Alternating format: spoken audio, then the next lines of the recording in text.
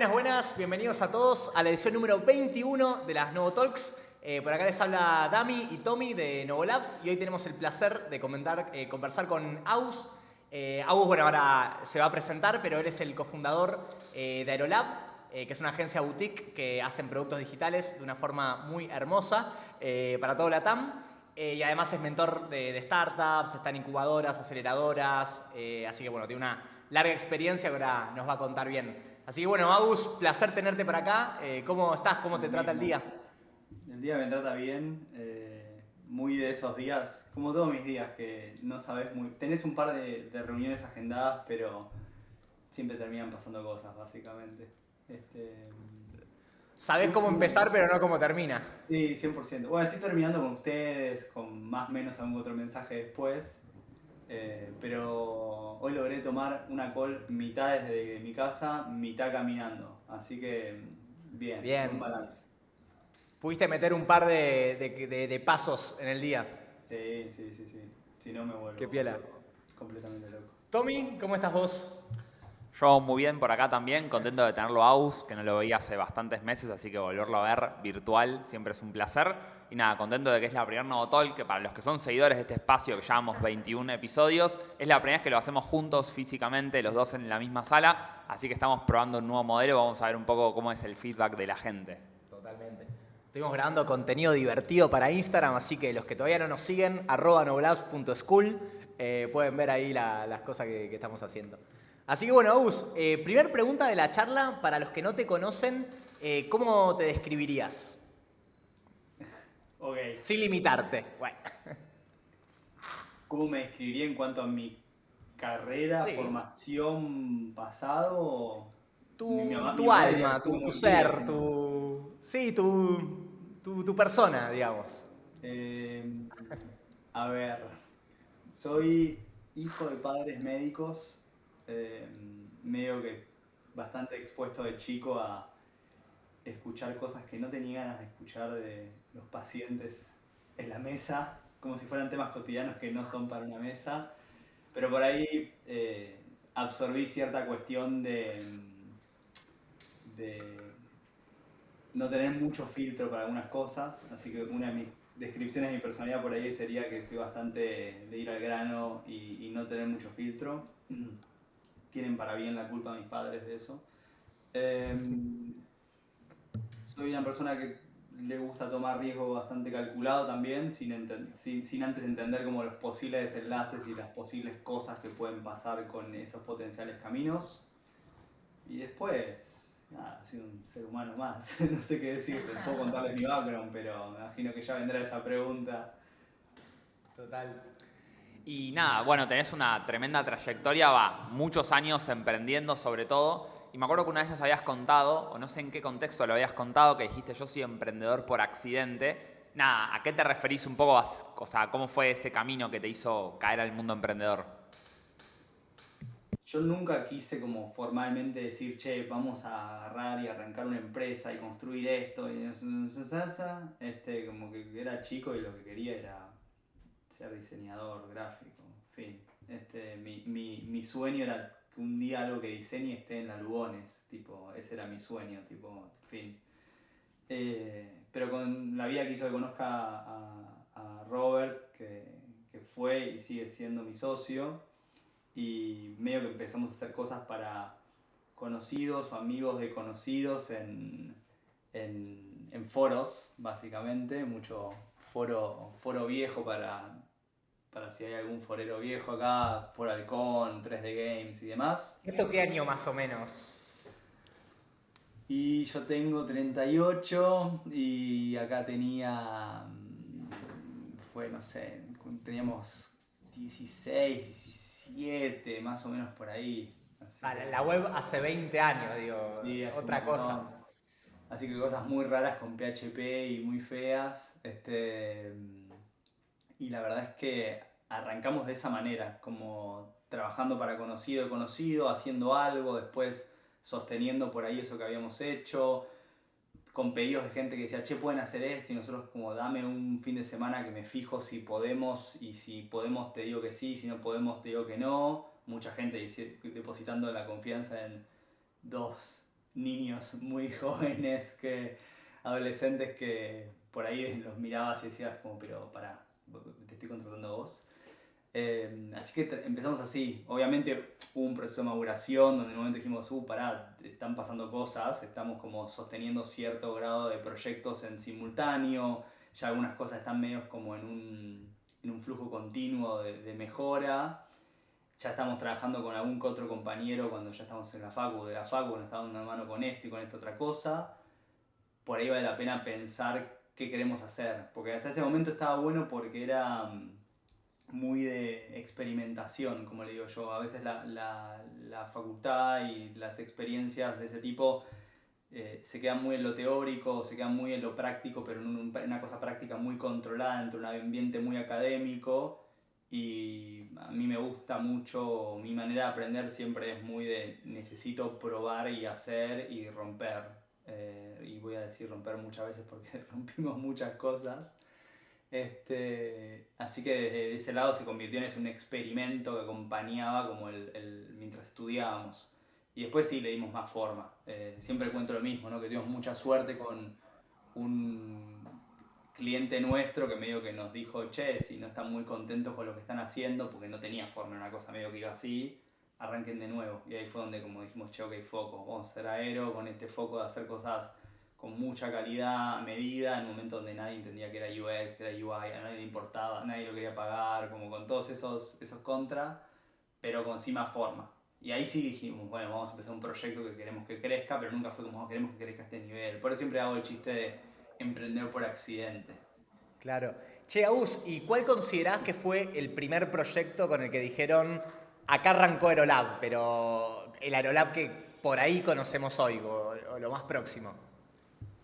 Mm, Me cuesta poner un proyecto, porque en la primera etapa, cuando empezamos Aero, hubo un par de proyectos que estuvieron muy buenos, que estaban muy buenos en la región de Latam o de Sudamérica, si se quiere. Como por ejemplo, uno de esos era Educatina, que trataba de ser como un Khan Academy, pero de Latam, donde Chris, que era el CTO, hoy es un gran amigo, eh, y estuvo muy bueno por el ¿cómo se llama? Quién estaban atrás del proyecto. Creo que de hecho estaba hasta Marcos de Mercado Libre, y tenía muy buenos investors detrás, por lo cual era como esta gente, y Chris puntualmente, tenía una obsesión y un detalle que venía a sentarse a la oficina al lado de nuestro escritorio a ver cómo movíamos píxeles. Entonces como que ese tipo de proyecto estuvo muy bueno. También trabajamos con Shopear, que estaba acelerado por Guaira, que era como buen proyecto. Teníamos mucho trabajar antes de hablar por ahí con pymes familiares o con alguna que otra startup, pero no por ahí con esa magnitud de tener atrás un inversor de ese tipo o un acelerador de ese tipo.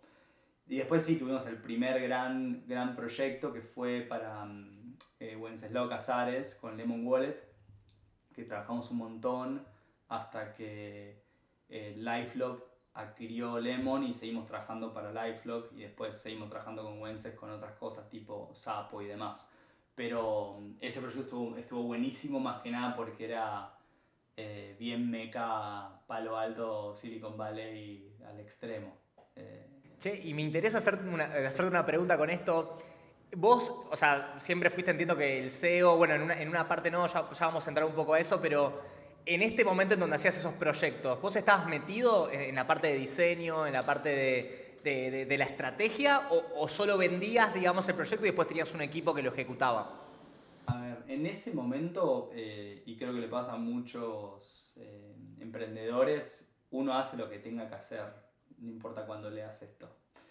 Entonces, medio que yo hacía un poco de todo, hacía un poco lo que podría ser como contratar, hacía un poco cobrar, hacía un poco vender, hacía un poco pemear y manejar el proyecto con el timeline que tenía o con las distintas instancias o hitos que teníamos que alcanzar, hacía un poco de la comunicación con el cliente, hacía un poco de la dirección. En ese momento puntual, por ejemplo, de Lemon, uno de mis ex socios, Alejandro Vicio, que está en Pachama, y para mí tipo, es uno de los mejores diseñadores del mundo, punto. Era como el diseñador que ejecutaba por ahí la parte más visual y de diseño del proyecto. Siempre con Ale igual compartíamos mucho, nos conocimos en la facu y después en la licenciatura. Siempre compartimos mucha obsesión por diseño, así que en ese momento imponíamos mucho, pero el que ejecutaba per se era él. Por ahí yo venía con, che, mira esta refe, o lo que hoy se puede conocer más como mood board o dirección, pero él era el que tiraba magia, básicamente. Chaus, bueno, un poco ya lo dijimos al principio, lo repito por si se sumó alguien. Aerolab hoy por hoy es una agencia boutique que construye productos digitales, que trabaja principalmente con startups grandes y corporaciones de toda América, principalmente creo que Estados Unidos están posicionados. Como toda agencia debe haber habido un proceso, ¿no? de definición de qué sí, qué no, qué queremos de esta agencia, qué no queremos de esta agencia. Y un poco quería conocer cómo fue ese proceso de ustedes de ir pasando las tijeras hasta llegar a la value prop, a la propuesta de valor que tienen hoy. A ver, hubo varios momentos. El primero, el que comentaba antes, Aerolab, donde era free for all, era como lo que venga, vemos si lo queremos hacer, si lo podemos hacer y lo hacemos. Entonces hubo todo ese estadio. Después hubo un estadio medio de, suena un poco mal, pero echar a los clientes y arrancar de nuevo, que fue ese momento donde dijimos como, obviamente echar suena un poco fuerte, pero fue como ayudarlos a transicionar a otros proveedores, o contratar un equipo interno, o a tratar de hacer el sign-off de lo que hacíamos nosotros lo más posible, y definir qué queríamos y qué no queríamos hacer. Lo que teníamos solamente claro en ese momento era como, ahí fue como que construyamos Aero y queremos hacer como la parte más core de los productos. No queremos hacer mantenimiento, no queremos hacer support, no queremos registrarte el dominio, venderte el dominio, darte el hosting, no queremos hacer marketing, queremos hacer como UX, UI, en ese momento más UI que UX porque no estaba esa definición, y cosas lindas, a medida, boutique. Y hubo varios como level ups, evoluciones, vino muy de la mano la parte de experiencia de usuario, movernos más rápido, nos pegamos un par de palos en esto de construyamos el mejor diseño del mundo, ya volvemos, nos vamos 6 meses a una cueva y volvemos, no funciona y no escalaba con startups que necesitan moverse rápido y iterar rápido, entonces como que ahí hubo mucho de la primera evolución natural que fue agilidad, pasar a tener un proceso de diseño donde el cliente estaba mucho más metido en ese ciclo, donde le abríamos mucho más la cocina e iba viendo cómo pasamos desde hacer un flujo de información, una arquitectura de información, entendía lo que era como low-fi, íbamos subiendo la fidelidad. Ese fue como una primer estadio, ¿no? Después de solo hacemos cosas lindas, ahora hacemos cosas lindas que son fáciles de usar. Después vino la parte del famoso discovery, barra design thinking, barra lo que le quieran poner de la palabra chamullo, en el cual todas las empresas de servicio venden su consultoría inicial, que nos pasaba mucho que venían los clientes a pedirnos algo y no siempre los clientes tenían mucha claridad de cómo querían ese algo. Faltaba el plan de producto, el plan de ejecución, no el plan de negocio. No me voy a meter a sacarle trabajo a las consultoras ni me interesa, pero sí el plan de cómo vamos a ejecutar esto, cómo lo vamos a validar, qué tipo de usuario barra persona es el que lo va a consumir, etcétera, etcétera, etcétera. Y ahí creamos ese servicio que nos ayudaba mucho como a acomodar en un proceso que duraba un mes como mucho, antes de empezar a caminar. Entonces como, che, definamos todo esto para que cuando arranquemos bien y podamos también entender qué es lo que queremos medir y cómo sabemos si vamos por buen camino o no. Y después vino una evolución por ahí y anterior a la que es la que estamos ahora, que fue más de entender cómo trabajar contra escala de clientes, en estructuras por ahí más grandes, clientes más enterprise, con más tamaño, involucran como estructuras de governance, políticas mucho más complejas de navegar, y entender cómo trabajar con distintos interlocutores y manejar esos flujos de información y de feedback, iteración y de lobby y de bla bla bla bla. Y donde estamos parados hoy en día, que es por ahí, nos fuimos muy para el lado de producto nosotros, donde fue como yo me obsesioné con cuál es el valor objetivo de lo que hacemos, porque muchas veces en empresas de servicios y específicamente en servicios de diseño hay mucho de me gusta, no me gusta. Y por algo me quise dedicar a la parte de diseño digital y no a la parte analógica, porque quise medir el impacto de lo que hago. Y por suerte tengo muchas herramientas que hoy en día me permiten hacer eso y encontrar como indicadores de negocio que me permitan entenderlo. Desde, no sé, tráfico, transacciones, lo que fuera, ¿no? Y ahí es donde nos fuimos tanto para producto que se perdió un poco esa magia, aunque pueda ser mala palabra para muchos magia, porque es medio algo que surge sin pensarse en un proceso, de hacer cosas lindas, lo voy a decir así muy al bruto. Y en este último tiempo lo que estamos tratando de recuperar es, che, hacemos cosas lindas. A mí me gusta hacer cosas lindas, me gusta el buen diseño, me gustan las cosas bien diseñadas. Y ahí es donde recuperamos por ahí. El año pasado lanzamos una nueva unidad de branding y estamos como construyendo no solamente los productos digitales, sino una muy buena base, un muy buen cimiento a nivel visual para que los productos tengan como esa personalidad, por decirlo de alguna manera, lo suficientemente fuerte. La marca se expanda no solamente desde la parte del producto en sí digital, sino desde todos lados. Así que ahí estamos más o menos hoy en día. Muy interesante. Y ahí, Agus, de las etapas iniciales que describiste muy bien en esta última pregunta, ¿cuáles fueron los errores principales que crees que cometieron, digamos, al inicio? Y a partir de esos errores, ¿qué aprendieron para después seguir construyendo lo que vino después y seguir escalando la agencia? Una bocha de errores. A ver, Por lo menos los dos más memorables o los dos aprendizajes que creas que más valieron la pena. de la primera, muy anecdótico, nada, echar clientes hay que planearlo bien. Te comes alguna puteada, por decirlo muy en argentino. Por más de que uno haga todo prolijo, cortar nunca está bueno para uno de los lados. Yo creo que la que por lo menos yo me llevé, o las dos que yo más me llevé y las tengo muy presentes todo el tiempo, una tiene que ver con la que aprendimos en el momento en que estábamos incorporando la parte más de UX, por decirlo así. Porque nosotros estamos muy obsesionados con mirá qué artesano, qué perfecto que hago todo, mirá todo este detalle y esto me lleva tiempo porque las cosas a mí me llevan tiempo y bla bla bla bla. Y el otro lado hay un cliente de los cuales ustedes tienen uno de sus founders como advisor, que era muy grande, ¿Quién? que era muy conocido, empieza con O, el cliente, tipo, y el advisor se llama Alex, tipo... Sí, sí, sí, me acuerdo de esa anécdota. Sí, sí, Entonces, sí. para mí, lo que nos pasó con ellos fue que era una startup super mainstream acá en Estados Unidos. Yo vivo en Nueva York por las dudas, por eso vivo acá.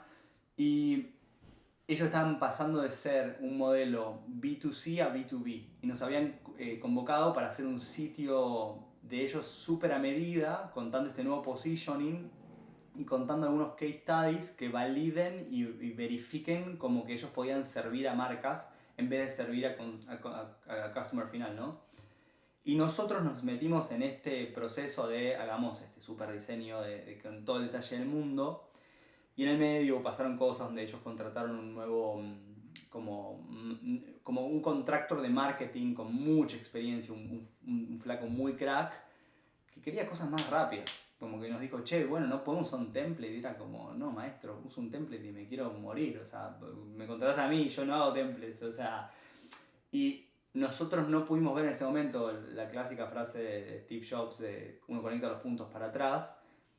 El valor que hubiera tenido si yo hubiera podido salir a validar mucho más rápido la estructura de información con un diseño más en baja fidelidad, porque están haciendo un volantazo ellos muy fuertes de posicionamiento y de la value proposition, de pasar B2C a B2B, obtener feedback e ir iterando hasta llegar a ese super website a medida. Como que podría haber sido un proyecto que hubiera durado mucho más tiempo, nosotros hubiéramos parado en un lugar mucho más estratégico y nosotros estamos muy cerrados en una visión de nosotros hacemos esto y no me importa nada más. No lo pudimos ver en ese momento.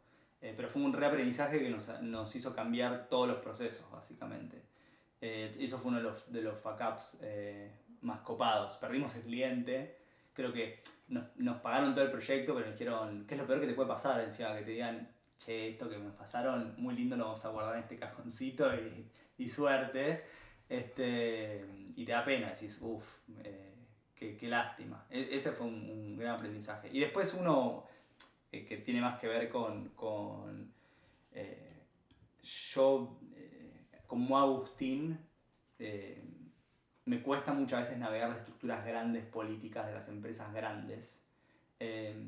Y sí, por ahí una de las lecciones que aprendí es que por ahí cuando uno viene medio de ser founder, emprendedor y estar en su empresa, hay un concepto que siempre uno habla de decisiones tipo 1 y tipo 2, ¿no? Las decisiones tipo 1 que uno toma como founder muchas veces son, hay que hacer esto, y la respuesta de tu equipo puede ser estoy de acuerdo, lo voy a hacer, no estoy de acuerdo, lo voy a hacer. Son decisiones donde no hay un pushback del equipo. Y decisiones tipo 2 donde me dice esto es tipo 2, me puedes decir no estoy de acuerdo y me puedes como push me back de por qué no estás de acuerdo, después definiremos cómo es la manera que a cada uno le gusta que le hagan un pushback y que me contrarrestes con una mejor propuesta. Creo que uno está muy acostumbrado muchas veces a decisiones tipo 1 de hay que hacer esto, vamos. Y cuando te atravesas con estructuras grandes políticas, el sistema de governance es más por influencia y no es tanto por jerarquía. Y ahí uno se golpea bastante, porque entras en estructuras de que hay que aprender a navegarlas, que ya en otra paciencia, otros ritmos, otras cuestiones, y ahí aprendí 1.000.000.000 de cosas, básicamente. No my cup of tea, pero muchas cosas. Muy buenos. Yendo más a la parte de, entrando ya, mejor dicho, en la parte más de ventas, que es uno de tus puntos fuertes, a nosotros nos has ayudado un montón en los últimos años con eso, sobre todo cuando estábamos con Novolabs Agencia, que ahí nos conocimos, y bueno, también ahora que estamos con Startup School. ¿Cómo conseguiste los primeros clientes de Aerolab que no hayan sido tipo amigos o amigos de amigos o amigos de papá y mamá o lo que fuera, sino los primeros que tuviste que ir a cazar, por así decirlo, vos? ¿Cómo fue tu proceso inicial? ¿Con qué te trabaste? ¿Qué aprendiste? Sí, para todo esto tengo que aclarar que mi papá y mi mamá nunca me dieron ningún cliente. De hecho, me hicieron perder el tiempo yendo a ver potenciales clientes y lo hice más como favor para ellos. Yo creo que lo primero que nos pasó, a ver, como les decía, fue mucho boca en boca. De los primeros clientes grandes o distintos que vinieron por un canal de adquisición distinto, uno fue Dribbble, que era una red social de diseño que sigue viva, pero en su momento había cambiado mucho el posicionamiento. En su momento era como vos compartías lo que estabas trabajando ahora, ¿no? El WIP, el Work in Progress. Ahora no sé qué es muy bien Dribbble que están haciendo los muchachos, pero ahí conseguimos varias inquiries donde veían tu portfolio, veían lo que estabas trabajando y te contactaban. Por ejemplo, gracias a Dribbble conseguimos Lemon Wallet porque Wiki Chávez, que estaba como Head of Product, vio nuestro portfolio ahí y nos contactó. Después, por ejemplo, otro cliente o otros clientes los conseguimos por TopTal, que TopTal hoy en día es ellos como supuestamente consiguen el top 1% de designers / developers / otros puestos. En ese momento no existía design como categoría y me acuerdo que teníamos relación con uno de los founders de TopTal y ellos quisieron como explorar, abrir la categoría de design, hicieron como un proceso con nosotros y también hicieron como ese matchmaking con un customer. Pero después pasó mucho eso, como la experiencia de Lemon hizo que, no sé, Wences nos refiera con otro cliente y así se fue dando desde ese lugar. ¿Y en qué momento, Agus, tuviste que, haciendo doble clic en esto, ¿no? ¿En qué momento tuviste que empezar a implementar, como por así decirlo, un proceso? O sea, ¿en qué momento los referidos y los referidos de los referidos empezaron a quedarse cortos? ¿Y qué hiciste? A ver, yo diría que los primeros 3 años de Aerolab per se, entiendo que Aerolab comenzó oficialmente el 2012, 2011, yo ya antes venía haciendo esto sin el nombre de Aerolab. Los primeros 3 años fueron de inconsciencia total, era como ir para adelante así y aparecían cosas y uno atajaba y trataba de atajar lo mejor posible. Entonces ahí como esos primeros 3 años no hubo mucho más que yo tener a alguien que me ayude en la parte más admin, aunque admin pueda sonar un poco mal, de ok, hay que armar las propuestas, ya sabemos que hay ciertas cuestiones que se repiten de las propuestas o que se mandan con cierto formato para que estén diseñadas así o respondemos cierta cosa de tal manera para acelerar un poco esa parte más mecánica del trabajo y que yo pueda dedicarme a cuestiones más, vamos a poner, estratégicas, porque en ese momento muy early como lo estratégico es por el valor que tiene hoy en día, de los proyectos que llegaban o los leads que llegaban a nivel venta. Después sí hubo un momento muy claro donde contraté a la primera persona comercial que me ayudaba mucho más a armar el embudo de ventas, entender cuáles eran las etapas de ese embudo, entender cómo hacerle follow-up y perseguir a los leads de que haces perdido, que haces perdida, tipo, sigamos charlando qué pasó, o a los mismos que te hacían reject, entender si habían ido por otro camino, cómo les había ido, como que fue habiendo distintas evoluciones de nuestra área de comercial en sí. Fuimos muy orgánicamente incorporando y probando cosas, ¿no? A veces fuimos por un lado y dijimos no, a veces fuimos por otro lado y dijimos no, a veces dijimos para acá y dijimos esto sirve, construyamos arriba de esto, a veces tiramos un piso, construimos otra cosa, como que fue cambiando mucho. Si quieren preguntar cosas más específicas de eso, por ahí me es más fácil para responder. Sí, ahí Agus, un poco yendo por otro lado, hoy en día en Instagram hay muchos creadores de contenido, marcas personales que tienen un enfoque de ventas muy agresivo, ¿no? Y como que te hacen una gran promesa, y todo esto tomado un poco de la filosofía más yankee, ¿viste? De Russell Brunson, de Alex Hormozi, que es más pushy, ¿no? Y vos hablás de un método de ventas mucho más de ayudar primero, ¿no? Entonces, la pregunta es ¿cómo explicarías este método de ventas o esta forma de ventas en un contexto en donde todo el mundo está tratando de venderte, ¿no? Bien.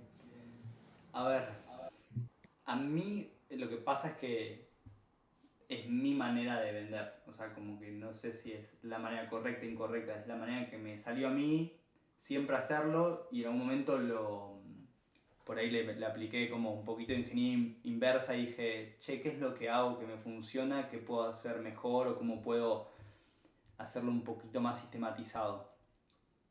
A mí lo que me pasó muchas veces fue justamente eso, ¿no? De entender de que si generaba una relación y un vínculo con cierta persona, esa persona me habilitaba a referirme a personas similares, con el ICP similar, o sea, con autoridades similares, con cargos similares, con empresas similares, escalas, etcétera, etcétera.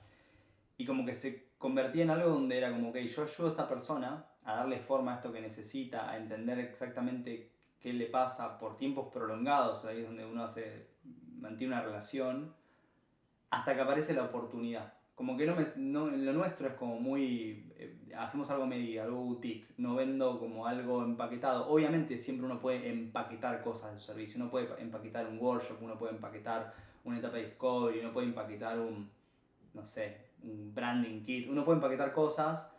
A mí me sonaba un poco medio fábrica de chorizos, por decirlo así, que es otro modelo, que kudos a la gente que ha armado empresas de ese tipo que son masivas. No es ese modelo que a mí me mueve las tripas y me interesa hacer. Y ahí lo que me sucedía era eso, como si uno ve como lo trasladamos a una curva, un gráfico. Si vos estás esperando que justo en el momento en que hay una oportunidad, sea el momento donde vos apareces, las chances de que esa oportunidad caiga en tu plato son muy bajas. Si al contrario vos sostenés cierta relación, no solamente te vas a enterar antes que otros la oportunidad, hasta por ahí le das forma a la oportunidad y sos medio agente de generar que eso tenga forma de determinada manera, y vas a estar mucho mejor parado porque construiste confianza, lo que fuera, para poder participar de la posibilidad de hacer un proyecto. Entonces siempre a mí me salió mucho de ese tipo de cuestiones y siempre me salió muy orgánico. Después hay un momento, y ahora si quieren más tarde entramos en eso, ¿no? De cómo hoy en día lo automatizo y trato de apoyarme en algunas herramientas para que mi memoria es limitada y llegue hasta una cantidad de cosas, ¿no? Obviamente. Pero para la parte de venta. Eso te iba a preguntar, ¿viste? O sea, ¿cómo haces para cultivar estas relaciones y que sean genuinas y no quedar como un vendedor de tipo, che, estoy con vos porque te quiero sacar algo de provecho en algún momento? Y justo que nombraste lo de las herramientas, nada, que si tenés algún tipo de framework o herramienta de networking o algo así, que sé que a vos también te gusta mucho friquear ahí. De lo primero me voy a poner un poco hippie y voy a decir que creo que si uno no cree en lo que está vendiendo, no va a funcionar. Como que si no, y sigo voy a decir más Paulo Coelho, si no te brillan los ojos cuando contás lo que estás ofreciendo, y no va a funcionar. Tenés que creer en lo que estás diciendo y te tiene que medio como que movilizar. O sea, cuando le estás contando a un cliente por qué harías un producto de tal manera o por qué le harías un level up a un producto o por qué construirías una marca, un website con una narrativa de una manera, lo que fuera, es algo que necesitas que suceda, más allá de que te paguen por hacerlo. Necesitas decir, por favor, necesito que tipo esta app sea así, o me encantaría, o mira esta oportunidad con esta marca y esto te tiene que pasar. Entonces hay algo ahí que tenés que creer en eso. Entonces creo que la primera parte es, si sostenés un vínculo donde todo es muy como, tengo que vender y cumplir la cuota de sales, no digo que no puedas hacer, no es por ahí muy compatible con relationship building y generar esas oportunidades. Entonces lo primero es como creer en lo que haces. En lo nuestro más todavía, porque si uno vende boutique y vende un precio más premium a consecuencia de eso, tenés que realmente poder ofrecer como ese trato premium personalizado y digo, company como las cualidades de un servicio de ese tipo. Sí, por ejemplo, algo que me ha pasado muchas veces es hacerme amigo de mis clientes.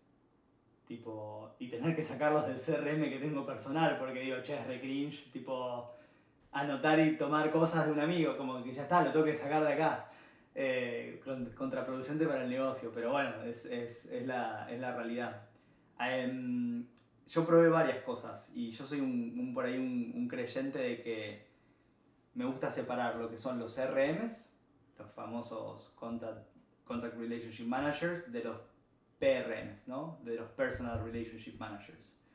Para mí son dos cosas distintas.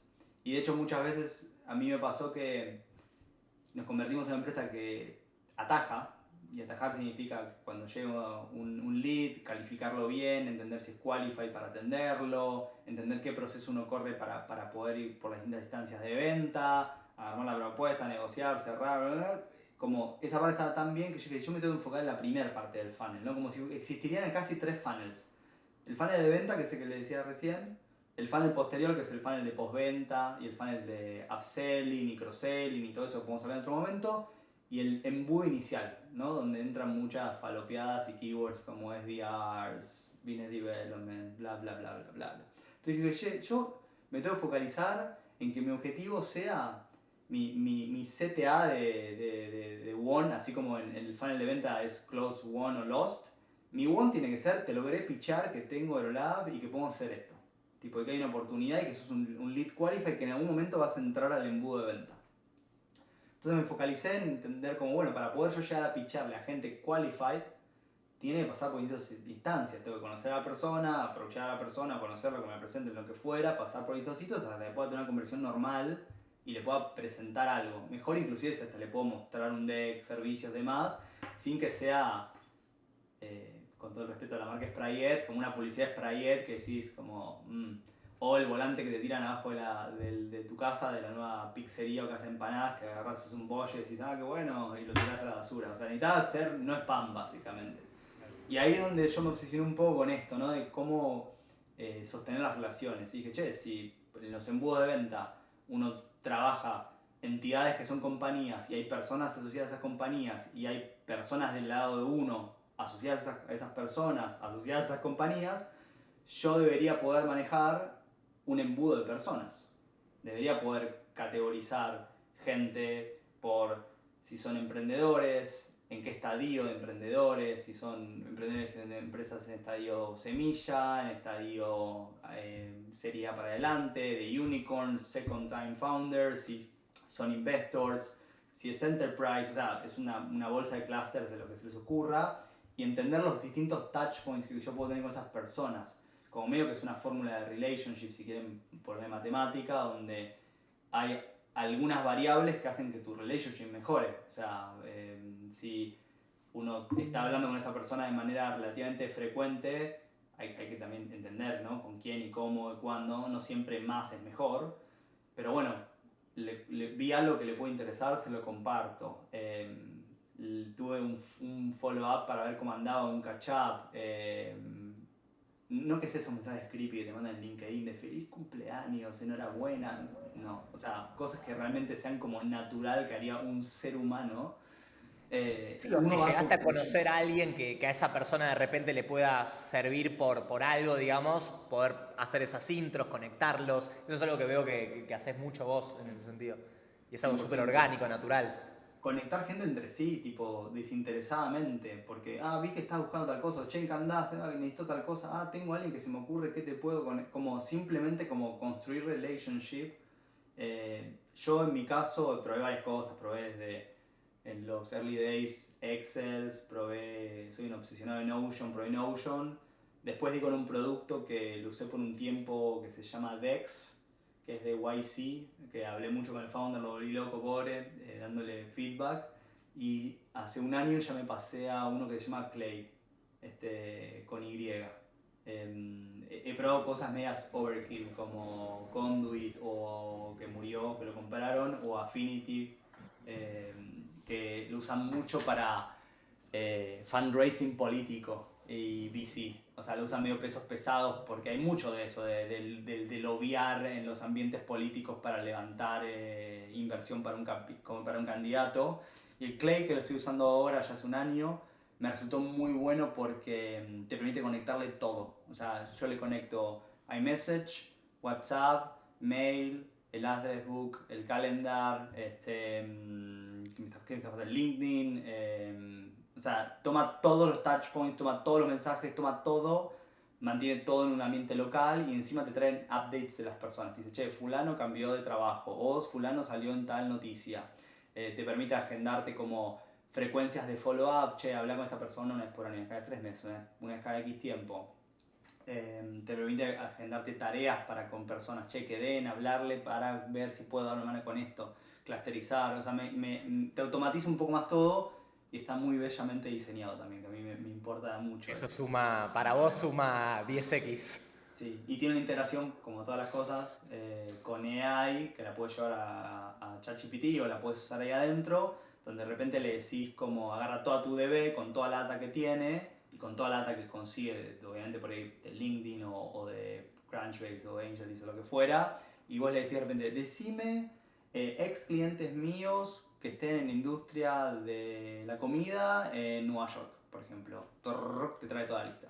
Entonces le puedes preguntar cosas un poquito más de manera humana y trabajar con esa data. A veces me pasa, estoy yendo a un evento de una organización específica y le digo, decime qué personas de la DB son parte de esta cosa y hay chances de que me las crucen en este evento. Entonces como que me permite mucho ese tipo de cosas. Pero Muy bueno, bueno.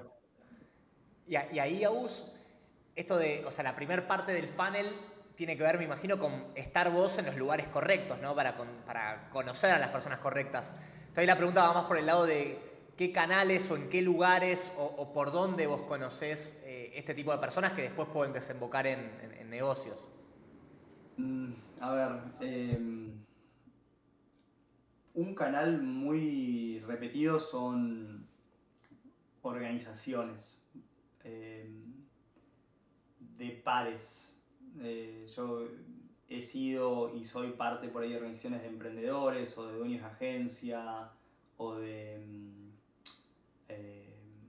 de mentoring, como decían al principio, ¿no? De repente, eh, y ahí hago mucho, en esas de mentoring, hago mucho voluntariado de donar mi tiempo como alguien que sabe en X, por ejemplo, con la gente de Google en su momento, después me mandaron la categoría, yo era Google Expert en Product Design.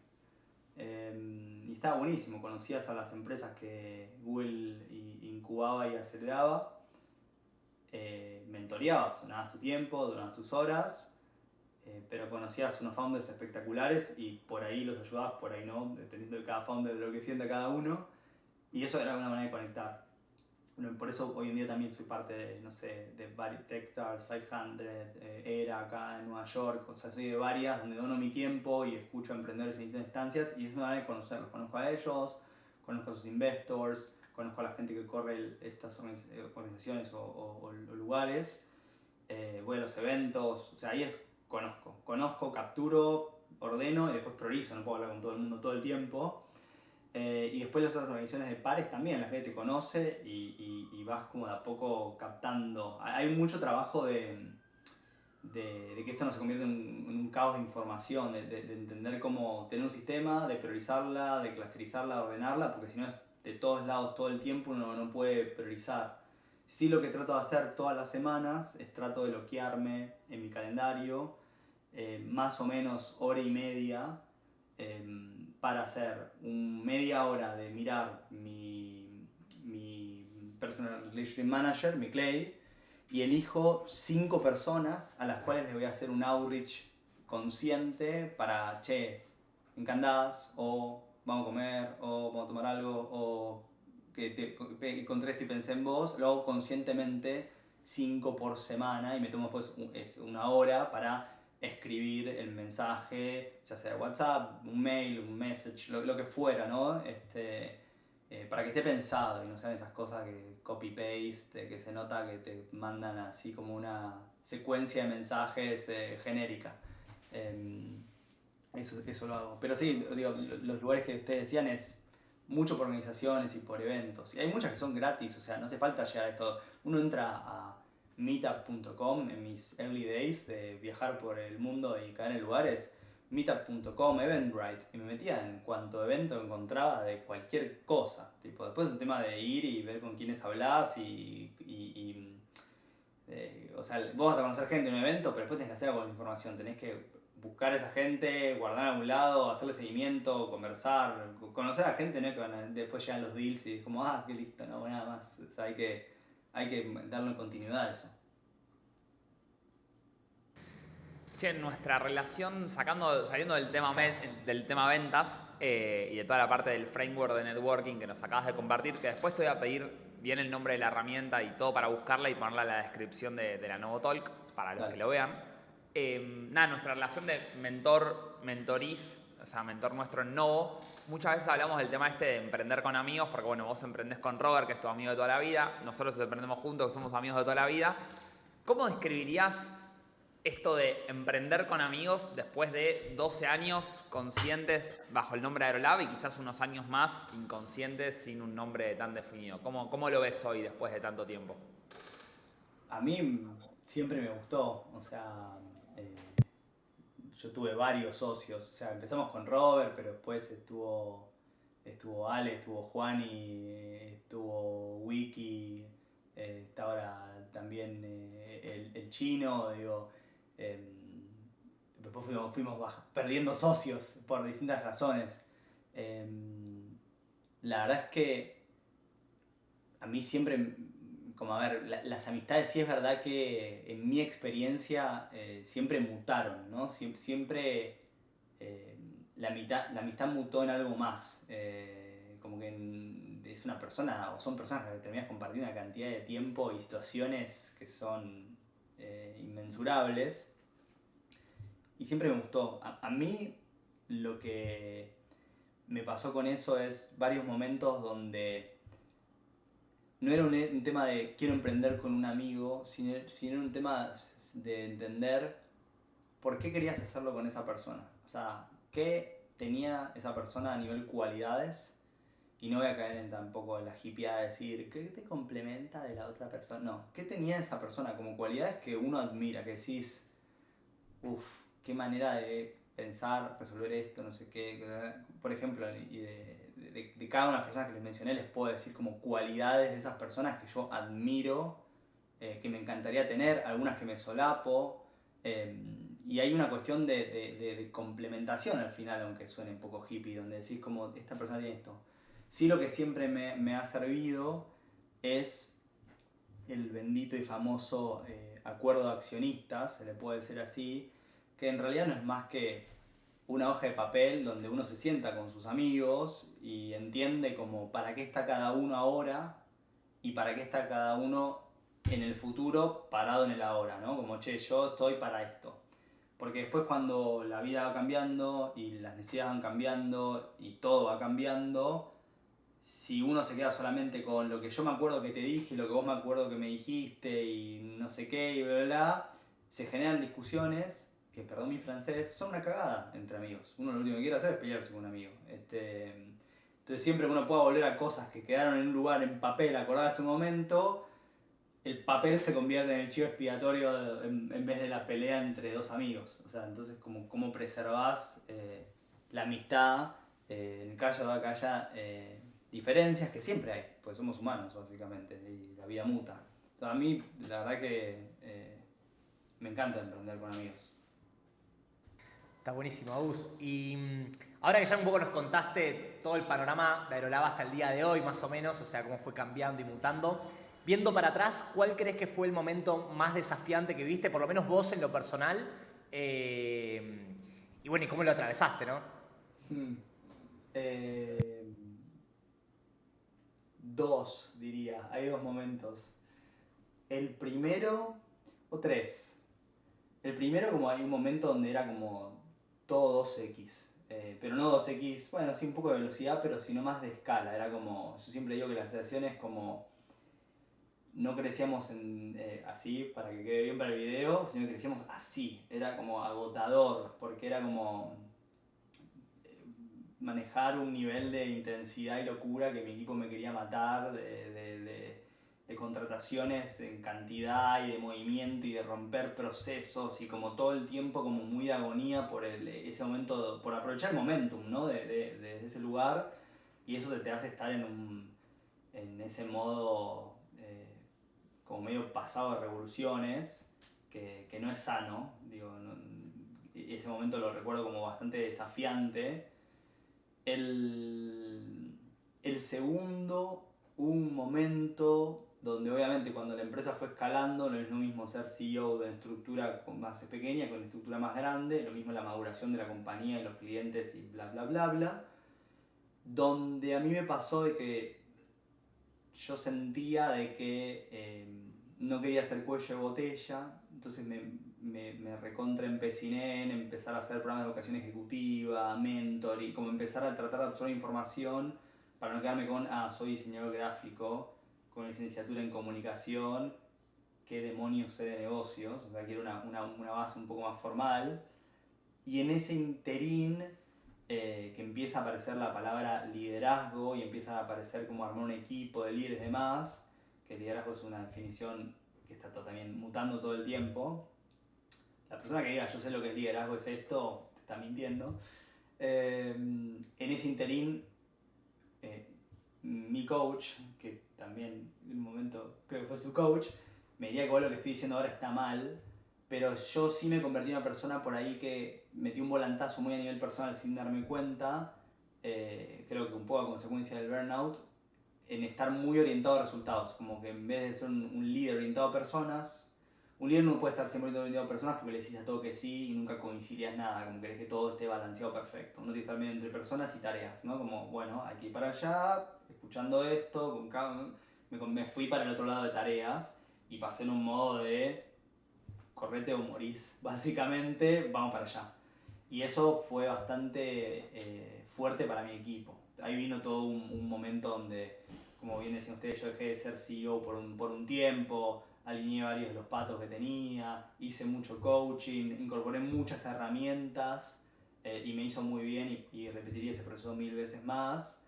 Y después el momento de la pandemia, que más que fue un año espectacular para nosotros a nivel performance de negocio, pero sí fue un año que era como what the fuck is going on, básicamente, era una incógnita, y creo que esa incógnita hizo que uno esté como manejando la compañía. Yo de por sí la manejo bastante como un paranoico, manejarla 10x paranoico, era como bueno, tengamos un runway espectacular, estemos listos para estos escenarios con todos estos posibles desenlaces, muy estoicista como todo.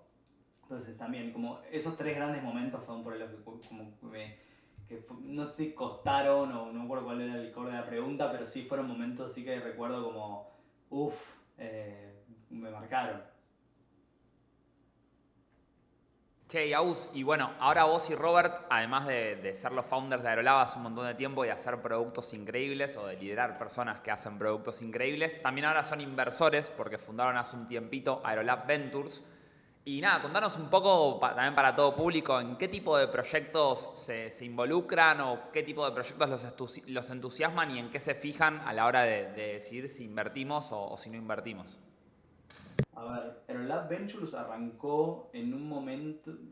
Recuerdo que había leído un artículo de Andrew Wilkinson, que él armó MetaLab, que es un estudio que a mí me encanta, canadiense. Él después armó Tiny, compró Dribble y armó un montón de empresas más, de invertir en Superhuman o lo que fuera. Y Andrew siempre habló de como que su gran lamento era cuando Slack creo que le ofreció la posibilidad de darle equity, él prefirió como cash, porque la clásica cash is king, siempre como uno prioriza porque tiene que pagar las cuentas. Y bueno, como todos sabemos, Slack se vendió por varios billions a Salesforce. Y hablaba de esto de como, ok, no aproveché y no tuve skin in the game. Y nosotros siempre nos pasó esto de que siempre vendemos el pitch de somos tu partner, no somos solamente tu proveedor que ejecutamos. Obviamente a veces el cliente por ahí solo busca ejecución táctica, no voy a forzarlo a ser un partner estratégico si no necesita, pero estoy para morir con vos o triunfar con vos, o sea, no estoy para, bueno, adiós, te ayudo hasta ahí. Y en ese interín como dijimos, che, ¿cuál es el commitment más grande que uno puede hacer de ese lado? Y es como, ¿qué pasa si yo tuviera un poco de skin in the game, ¿no? Un poco de stake en lo que es el cliente? Y muchas veces nos pasaba que por ahí había un cliente que estaba en un estadio pre-seed o seed, que estaba buscando levantar capital, y parte de ese capital que estaba buscando levantar era para justamente invertirlo en producto. Y ahí es donde empezamos a ver compatibilidad, donde era como la clásica, me haces un descuento o me puedes hacer un mejor pricing o me encantaría trabajar con ustedes pero no llego. Y era como, che, me encanta lo que estás construyendo. A veces era como, me encanta este emprendedor por el background que tiene, la trayectoria que tiene o por lo que fuera. A veces simplemente es una cuestión de tripas. A veces tiene el track record, a veces no lo tiene. A veces es el proyecto, a veces no. A veces la mezcla de todo eso. Y era como, che, ¿qué pasa si y nosotros hacemos varias fórmulas, no hay una sola fórmula, pero ¿qué pasa si en vez de cobrarle, le intercambio el valor de mis servicios por lo que se llama Creative Capital a cambio de equity de su empresa? Porque eso es básicamente, a veces lo hacíamos parcial, a veces el emprendedor no quería darnos tanto equity y nos quería pagar una parte, entonces nos pagaba una parte y otros nos daban equity. A veces nosotros además invertíamos cash, o sea, hay varias combinaciones de distintos tipos. No les diría como chain industria sola en la que trabajamos y la tesis es esta. Sí, invertimos en varias cosas. Hay un poco de e-commerce, hay bastante de feature work barra HR, hay bastante de health barra mental health específicamente. Y tratamos de invertir en cosas que o creamos en lo que estamos invirtiendo o nos guste el emprendedor. Y es eso. Si me preguntan, che, ¿cómo le está yendo a las empresas en las que invertimos? No tengo ni idea. O sea, como que no somos como es el típico venture que está como midiendo la performance, viendo, bueno, voy a liquidar una posición en esto para... Como que sabemos que es un juego a largo plazo y sabemos que mucho de lo que más nos dio hasta ahora, que vamos muy poquito, vamos creo que 2 años y medio en esto, es, obviamente vamos viendo quiénes les va bien y nos enteramos y nos cuentan, pero es cierto acceso que nos dio a tener conversiones en otro lugar con esos emprendedores, a conocer a otros inversores en el cap table, a armar esas relationships. Nos ha traído como trabajo indirectamente a Aerolab. Entonces como que digo, hubo mucho retorno desde ahí, simplemente que no sea el retorno directo de la inversión que hicimos económica o de capital de servicio. Espectacular. Y ahí Tommy me dijo, le voy a tirar un berretín, pero creo que se cagó. Pasa que pasó de largo, pero te iba a decir que creo que nunca me respondiste un report cuatrimestral que te mandé. Tipo, yo te mando los números, cuánto tenemos en la caja, cuánto estamos cobrando, qué, todo, y tipo, ni vos ni Robert, no sé ni si los leen los reportes. Recuerdo que te he hecho preguntas, eso sí. Recuerdo que te he hablado por WhatsApp y preguntado cosas. Eso me acuerdo, 100%. Igual para tirarte unas flores, fuiste el que más estuvo Sí. en cuanto a tiempo, dedicación, preguntas, cuando peor estuvimos nosotros. Así que eso es una gran virtud. Sí, sí, sí. Así que bueno. Che, y para ir abriendo las preguntas al público, acá veo una, bueno, hay varias. La última que llegó es de Alexis, que pregunta, ¿qué evalúan a la hora de invertir en una startup de tecnología? Es que un poco lo que mencionaba recién, o sea, evaluamos de nuevo qué está haciendo la startup, o sea, qué quieren resolver, qué quieren hacer, pero lo que más evalúo y pondero por sobre todo es quiénes son las personas atrás de eso, cuál es el background de esas personas y va a sonar muy hippie también de nuevo, pero cómo es la piel con esa persona. Es lo que más me importa. Entender si esa persona va a como inmolarse por su idea y hasta encontrar la vuelta, aunque tenga otro value proposition, va a ir, o va a ser como, bueno, esto es una cosa de montón y voy a hacer otra cosa. Como que es muy de ese lugar. No somos una empresa que se pone a ver, bueno, la valuation del mercado con la opportunity nada. Somos más... Claro, no son el inversor tradicional que te hace un cálculo matemático y dice sí o no, digamos. O sea, miran muchas cosas más. 100%. Mati en el chat pregunta cómo regulás la intensidad o la intensidad o la diferencia de intensidad, mejor dicho, de compromiso entre amigos socios, digamos. O sea, ¿qué pasa cuando hay disonancias de compromiso? ¿Qué hacen? Que sé que las hubo. Jaja, muchas veces hubo. Al principio mi experiencia, voy a poner siempre mi experiencia, es un gran disclaimer, me ha pasado que no te das cuenta o no te querés dar cuenta cuando empieza a suceder eso. Y empezás a tratar de emparcharlo. Empezás a como llamar a alguien externo para que diga lo que vos no querés decir, lo que no querés decirle a tu amigo o a tu socio, en este caso a tu socio amigo. Tratás de hacer algunos ejercicios medios de coaching, medio falopa, de qué está pasando. Tratás de preguntarle a otra gente para que te diga lo que vos ya sabés. Te haces bastante el boludo. Esa fue mi experiencia siempre, en todos los casos. Obviamente fui perdiendo bastante filtro yo. Dicen que uno se va haciendo más viejo, va perdiendo algunos filtros. Pero cómo manejar la intensidad, lo aprendes a manejar también con respeto. Al principio sos cuidadoso, yo creo que siempre hay que ser cuidadoso. Creo que uno nunca sabe realmente lo que le está pasando a otra persona. Uno puede asumir un montón de cosas, escuchar un montón de cosas a otras personas, pero muchas veces como uno llega al meollo de lo que pasa hablando mano a mano con otra persona y recordando por qué era tu amigo en primer lugar, o fueron las cosas que a mí más me sirvieron, y rompiendo un poco las reglas del negocio, ¿no? Como tengamos una charla de amigos, tipo, contame qué te pasa, y a veces los tiempos de otra persona son distintos de tus tiempos también, entender eso. Para mí, mientras que siempre haya respeto, la intensidad un poco como que la cambio por eso. Para mí como tiene que siempre existir respeto. Puede ser una charla re intensa, puede ser un hinchahuevo, perdón la expresión, y hablarle todos los días, che, ¿por qué no me respondes eso? ¿Qué pasa con esto? Y después buscar herramientas. Nosotros una herramienta que encontramos un par de veces, que creo que la hemos tomado todos de los socios en su momento cuando éramos varios, era la herramienta de la licencia, básicamente. Licencia paga obligatoria, como, che, esto no va para más, tomate un time off, tomate X cantidad de meses, pagos, andate a hacer lo que quieras, viajar por el mundo, no sé, ponerte una granja mientras tanto, pero tenés esta tarea para lograr, hagamos un check aunque sea una vez por mes, llévate para pensar esto, pero esto, vayamos hablándolo. Pero a veces como que hay que también correrse de las situaciones para que las partes respiren y decanten un poco las cosas, porque si no en el día a día uno está en un ritmo que muchas veces cuesta. Entonces a veces parte de esa intensidad es meter un hard stop y frenar. Está buenísimo. Y ahí Agus, Joaco hace una pregunta que la voy a reversionar para que suene un poquito más linda, que es si la única forma de triunfar en el mundo más empresarial es darlo todo y estar all in con la startup, o si también se puede triunfar teniendo una vida personal por fuera, digamos. En mi experiencia es muy difícil balancear todo. Y muchas de las organizaciones de emprendedores que estuve o que estoy, o los foros que soy parte donde te machean y te dicen, vos y estos 8 desconocidos van a ser amigos emprendedores y compartirse las cosas para estar mejor.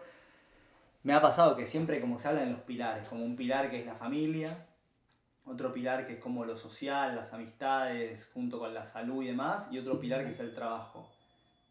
Yo, para Joaco, y esto va a quedar censurado, calculo, en mi puta vida puedo balancear las 3 cosas. Siempre calibrás 2, se alinea una. siempre uno está como en ese constante encontrar la armonía. Yo creo que es un tema de ciclos. O sea, siento que muchas veces he tenido que meterme muy fuerte en lo laboral, no life, tipo, para nada. Y eso ha desregulado totalmente mi salud mental, física, mis conexiones, relaciones, familia. Alguien que me diga, hola, Aus, ¿cómo está todo? No te quiero responder, chao, tipo, en ese sentido. Y muchas veces como que, bueno, alcanzaba cierto momento donde ya era la nueva estabilización, la nueva normalidad laboral, porque había cumplido sacar cierto backlog, cierto objetivo, cierto proyecto, y rebalancear lo otro. Entonces creo que es un tema de estar rebalanceando, creo que con el tiempo uno se empieza a ser más maduro en cuanto a leer las señales. Uy, me estoy desviando acá, che, no puedo meter una hora de entrenamiento por ahí hoy, meto media, porque si no meto media, esto pasa de ser media a 15 a 0, tipo, y es 0 muchos días, y después me pega el latigazo de no darme cuenta de que no entrené y me hace mal y bla, bla, bla. Entonces, por lo menos en mi experiencia, yo nunca pude, y yo soy un fiel creyente de que, no sé si exitoso es la palabra, pero para emprender hay que meterle duro. Yo siempre hablo de los emprendedores en estadios muy específicos de su empresa, que son como puntos de inflexión, o a los inicios que tienen las ojeras de mapache, de que trabajan 20 horas por día, no duermen. Yo a ustedes los he visto con ojeras de mapache, es la única que hay. Sí, hay veces que no hay balance, o sea, el balance es que no hay balance y que tenés que ir viendo el momento y bueno, cuando se rompe un poco vamos arreglando. Sí. Por algo muchas Ahí hay empresas una última mueren pregunta. antes del primer millón de dólares. O sea, la mayoría de las empresas mueren antes de alcanzar ese target de revenue. En esa curva, Sí. la curva de la muerte. Sí. Ahí Pam, que no sé si estuvo o no en Aero, por ahí te acordás de alguien que se llama Pamela, pregunta, Aus, ¿qué es lo que más te gusta o valorás de la cultura de Aero? Eso que para vos la hace única. Hubo varias PAM en Aero, así que no sé. ¿Qué valora la cultura de Aero? Hay algo raro que me pasa con la cultura, que me acuerdo que hicimos 1000 veces el ejercicio de visión, misión, propósito, valores. Y el que más me gustó siempre para definir los valores, y tomo este detour a propósito, fue el de trazar lo que se llama la línea de vida de cada persona. Y me acuerdo en un momento cuando éramos 4 socios que lo hicimos, y uno lo que hace básicamente es agarra cada bloque de 5 años, de 0 a 5, de 5 a 10, y marca los puntos altos y bajos de su vida. Y marca no solamente los puntos altos de felicidad y bajos de depresión, marcas puntos donde te recibiste o te pasó algo específico, pasaron hitos, y después tratás de entender qué recursos o qué factores hacían que eso sea un punto alto o un punto bajo. Y eso medio que termina desembocando en casi un sistema de creencias. De yo creo que la vida es así, o las cosas son malas o son buenas por X o H, o estos recursos me ayudan a que las cosas sean buenas, o estas cosas hacen que la vida sea mala, o haya puntos bajos. Me acuerdo cuando lo pusimos en comparación con ese momento mis socios, era como, creo que por algo somos amigos y por algo somos socios, porque es increíble la cantidad de coincidencias que tenemos en la interpretación de muchas de estas cosas. Y lo que tiene eso es que después lo pones en frases muy lindas de valores, que mucha gente los usa para decorar una pared. Pero si los usás bien y los usás como para filtrar decisiones por valores, tipo, no sé, un valor que lo tienen 1000 empresas, este valor, nosotros lo tenemos también, que es como poner a las personas primero. Cuando filtras una decisión por, che, tú estás poniendo a las personas primero, tipo, lo filtras por el valor, medio que lo filtras por la razón, por el why, ¿no? Salta al toque si la decisión que tomando está siéndole fiel al valor. Y lo que pasa con la cultura un poco es que la cultura es una mezcla entre los valores, la visión, el propósito, pero en un momento como que deja de ser tuya prácticamente, como que medio que se la apropia la empresa y como casi ya anda sola. Una de las cosas que me gusta más de Aero es que por alguna extraña razón logramos crear una empresa donde nosotros que nunca tuvimos experiencia laboral formal nos hubiera gustado trabajar, y que medio que ya no nos pertenece, le pertenece a todos, como que medio que la cultura anda sola, como que medio que Aerolab, cuando alguien entra, Si la persona es fit, está. Si la persona es fit, la expulsa sola.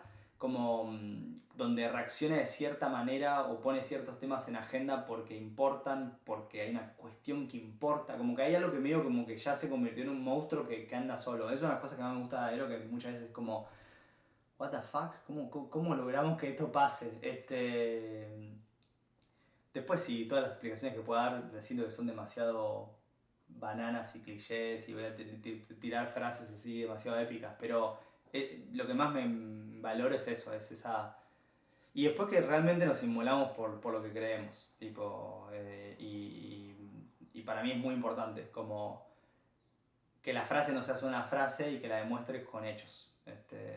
No por ese valor específico que comentaba, ¿no? Pero si de repente una de las cosas que vos apreciás es, en nuestro caso, pues de repente, medir, nosotros medimos, por ejemplo, suena raro decirlo, pero la calidad del cliente y medimos obviamente el challenge técnico que tenemos a nivel diseño, desarrollo, producto, bla, bla, bla, el profitability, de si es rentable o no, y también medimos el trato. Che, ¿está bueno trabajar con este cliente? Como soy educado o no, bebé.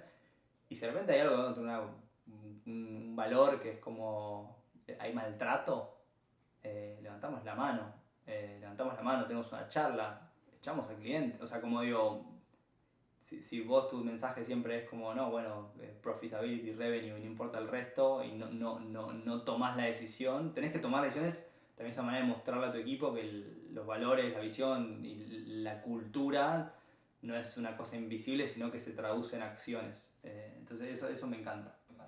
Muy bueno, muy bueno. Che, Aus, bueno, tremenda charla. Y para ir cerrando un poco, seguramente a lo largo de toda tu vida fuiste teniendo muchos desafíos. Y la pregunta es, ¿qué libros bueno, sí, libros o recursos en su momento leíste, digamos, el top 1 si se quiere, que en el momento leíste y te ayudó o a ver las cosas de otra forma o a superar un obstáculo concreto que tenías, que quieras recomendar a la gente que nos está escuchando? Soy bastante malo leyendo libros. A ver, de los que he leído en los últimos años que me han dejado alguna marca, de cambiarme un poco la manera de pensar. Hay uno que es un cliché, que es el de Edward de Bono, que creó los 6 sombreros para pensar y creó pensamiento lateral, que es medio como tratar de pararse de distintos puntos de vista a la hora de observar situaciones. Me ha servido como, bueno, un recurso más de qué hacer con esto. Hay uno que es medio espiritual, que se llama Un mundo sin quejas, que he hablado en otros lugares de este libro, que me ayudó por ahí a cambiar algunos behaviors en la manera de enfrentar situaciones, ¿no? Suena un poco básico, pero digo, entender cómo se origina la queja, cómo uno cambia ciertos hábitos, los estados distintos que tienen los hábitos para poder incorporarlos y cambiarlos, y cómo puedes transformar ciertas conversaciones para que se focalicen más en el hacer y menos en la queja per se. Only the Paranoid Survive del founder de Intel, muy estoicista el libro ese de las cosas que pueden pasar que ni te imaginas que te pueden voltear. Ese también muy buen libro. Y después ya entramos en terreno de falopa. Un libro que me ha gustado mucho, que no sé si tiene que ver, es el de Hariri de Sapiens. Pero es filosófico y volador, pero a mí un poco lo que me gusta de ese libro es que suena medio depre. Mira, se hizo un thumbs up, creo que de ustedes, no sé qué fue esa bizarreada. Básicamente te muestra que, Dios mío, te muestra que todo lo que hay en el mundo es una construcción, básicamente, y te ayuda como a desarmar un poco los conceptos y entender cómo podrías desarmar hasta las cosas que uno hace.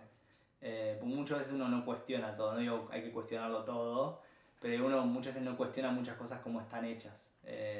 Y cuando podés cuestionarlas, desarmarlas y volver a desarmar, que tiene mucho que ver con el proceso de construir un producto, es interesante. Así que esos libros, como diría que son los de...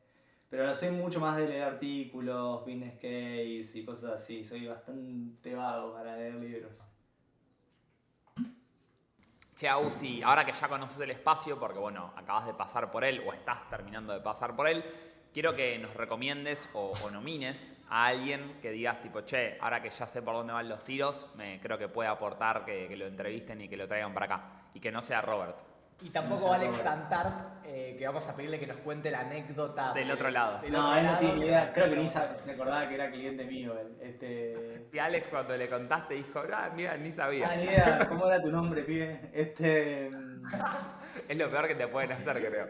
Sí, 100%. Oh, no, ya está en otra época. La vendieron todo y no se acordaba.